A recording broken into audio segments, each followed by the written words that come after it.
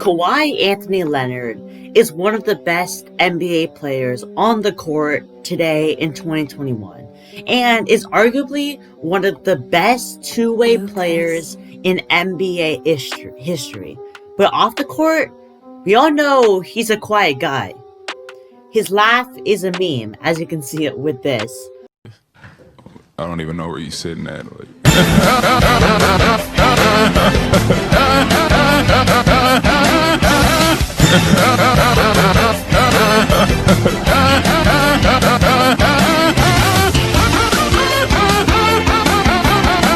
But why is he like this? Just why is he so quiet? In this video, you will learn why Kawhi Leonard is so quiet and just seems separated from the rest of the public. I will also be talking about his career in general and the legacy he will make on the game of basketball. So now, before we get started, it would be greatly appreciated to subscribe to the channel. Here on the Mix channel, we make constant NBA content that you're surely going to love. There we do like NBA analysis, and recently we're going to be doing a lot of NBA stories, and this Kawhi one is just so tragic that I had to share it. Now also, we're going to be doing a giveaway, giving away the Mix GOAT and the Mix coin. You can probably see it on your screen right now. They're just free things that you have to subscribe and like the video to join the giveaway. I'll see when I'll give it away, but yeah. So let's try to hit 1K soon by the end of 2021. That's our goal. So now, let's begin. Kawhi Leonard was born on January 29th, 1991 in California. And when he was only 5 years old, his parents split. He lived with his mother in Moreno Valley, California.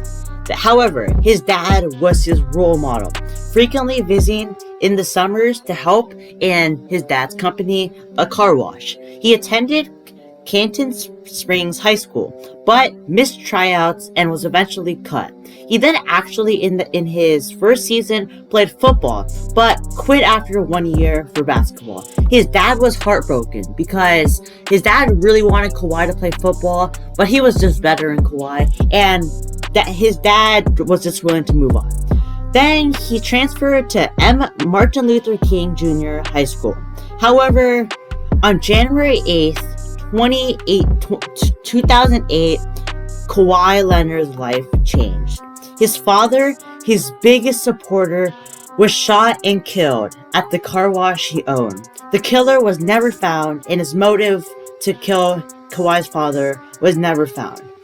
As a child, Kawhi was always perceived as quiet and humble, but after the tragedy, he took more time alone, just separating himself and reflecting about life. But Kawhi knew one thing, that he was gonna play with everything he had for basketball, the game he loved. Despite the news, Kawhi played the next day against Dominique Hills, where he scored 17 points, a performance he would always remember.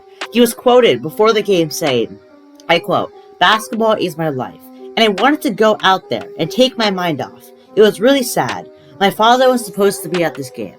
I'm sure if you all play basketball, basketball is just a distraction from life. Just like if you play basketball, it's just to focus on that game, not on the life around you. And that's what Kawhi used, and what even I use playing basketball myself. And this was just an amazing story. After the game, he broke down and cried on his mother, releasing all of the emotions he felt from today. And just Kawhi was never the same, but he was still a really good basketball player. His uncle, Dennis Robertson, became a big part of his life and became that father figure that Kawhi no longer had. Leonard didn't get too many scholarships, but soon committed to San Diego State, where he averaged 14 points, 10 rebounds, and 2 assists, while still being elite lockdown defender. Kawhi's work ethic is super good. He would leave home at 5 a.m. to work out and led San Diego State to a 34-3 record before losing to the eventual champion UConn, who I'm pretty sure had Kemba Walker. So Kawhi was then picked 15th overall by the Indiana Pacers, but infamously was traded to the San Antonio Spurs for George Hill. This is one of the worst trades of all time. Just crazy how much the Pacers wanted George Hill. I don't know if you knew this, but the Pacers actually almost gave up the 10th pick for George Hill, but they didn't do it, and that 10th pick turned out to be Paul George. So yeah, they got saved by that, but yes, George Hill is a really quality NBA player. He can shoot, defend, and sure, he's gonna miss his free throws in the end of crunch time, and hopefully don't have J.R. Smith in the game, but he's still a really impactful player that every team would want. But he's no Kawhi Leonard, and that just improved the Spurs dynasty to last a couple more years where they, of course, won a championship. And apparently at this time, Popovich didn't actually like this trade because George Hill was one of the best leaders in the locker room, and he really liked it, and he didn't know much about Kawhi. Now, Kawhi was a prospect, but still made to all-rookie first team. Then, 3 years into his NBA season, he, in the 2014 playoffs, broke out, and his defense on LeBron James was insane. Awarded the Finals MVP, averaging 18 points, 6 rebounds, and 2 assists. Now, I know this is not like the best stats for someone like a LeBron James stat line, where he like averages basically a triple-double, but the Spurs were one of the best teams, just an all-around team of all time. They were all willing to step back their stats so they can win, and sure did they win a lot. So Spurs Kawhi was actually a top 3 perimeter defender of all time. I don't think a lot of people remember that, but Spurs Kawhi was dominant. And right now, yes, Kawhi is an elite defender, probably, I'll say, a top 5 defender in the league, but he's nowhere near to Spurs Kawhi. He isn't as quick, and with his bigger offensive role now, he just has less energy to use on the defensive end, which of course makes sense with, of course, averaging like 27 points a game. But this Spurs Kawhi could stop LeBron James. That's how good it was. Then he was top 2 with MVP in 2017. He won back-to-back Defensive Player of the Years, underscoring just how good a defender he was. He made a consistent All-NBA team, was a consistent All-Star, was a steals leader in 2014 to 2015. However, his time with the Spurs ended sour, as he was infamously injured by Zaza, which of course created that rule, but that was just such a bad injury. I'm pretty sure it was a leg injury. I'm not exactly sure, but it was an underbody injury. And he would just, on the Spurs, was never the same. He didn't trust the medical staff because they said he was healthy, but he actually wasn't. And I think that's a main reason why Kawhi load manages now. Well, of course, this year he hasn't done it because there's been a strict reason to do it. But this is probably the main reason why he just load manages. Then he requested a trade. Well, his uncle Dennis requested a trade, but he requested a trade, and he was traded for DeMar DeRozan, where, yes, he didn't fit with the Raptors at first, but he soon cemented himself as the best player in the league at that time and won a championship to beat the Warriors. And that Game 7 game winner, 4 bounces around the rim, is probably the top 3 moment in this whole decade. I would say it's probably behind the Ray Allen shot and probably the LeBron James block / Kyrie game winner.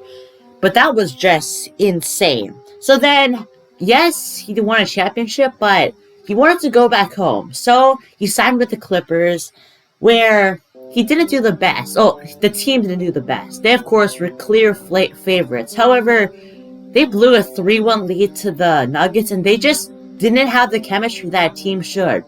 This was a team where basketball is not played on paper. It's played on the court. So if you're good on paper, doesn't mean that you're going to win the championship. Now, one of the biggest what-ifs is, what if Kawhi Leonard stayed with the Raptors? Now, they, of course, had Kyle Lowry, that leader. And if Kyle Lowry was on the Clippers, I'm sure they would have won the championship because Kawhi is not a leader. Like I said, he's very quiet. He's going to be the best player on the floor, but he's not a leader. And that's what Kyle Lowry is. And he was just the heart and soul of the Raptors.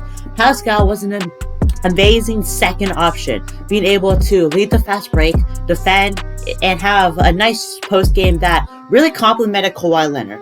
Then they had a bunch of old role players like Marc Gasol, an elite defender who can also stretch the floor. Serge Ibaka, one of his best friends, who then signed with the Clippers, and he can also stretch the floor while defending the paint. And then just the breakout of Fred VanVleet, who was really clutch in the finals, and also the breakout of people like Norman Powell and OG Anunoby. Now, I'm not exactly sure if these two would have broken out if Kawhi did not leave, because they were still not going to get many minutes, but they still showed a lot of potential on both ends. So I think that if Kawhi Leonard stayed, he would have won a championship, or at least made the finals, beating like the Heat, because this Raptors team is actually one of the best, just so good, one of the best teams in the 2010s.